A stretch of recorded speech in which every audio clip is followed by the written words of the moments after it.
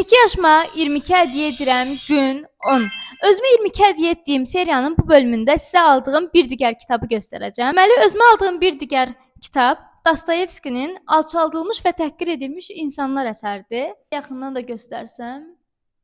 Ümumiyyətlə bu kitab bizim cəmiyyətdə hər gün rastlaşdığımız, amma üzərində bir o qədər dərin düşünmədiyimiz, yaxşı analiz etmədiyimiz mövzulara toxunur. Cəmiyyətdəki insanların fərqlilikləri, dostluq, sevgi, nifrət, cəmiyyətdə təbəqələşmə, fərqlilik, insani istirablar, insanlara xor baxılması, daxilən nələr hiss etdiyimiz bu kimi mövzulara toxunur. Mən şəxs olaraq bu cür dərin mövzularda həm düşünməyi, analiz etməyi və bu mövzuda söhbət aparmağı çox sevdiyim üçün bu kitabı da çox həvəslə oxuyacağam.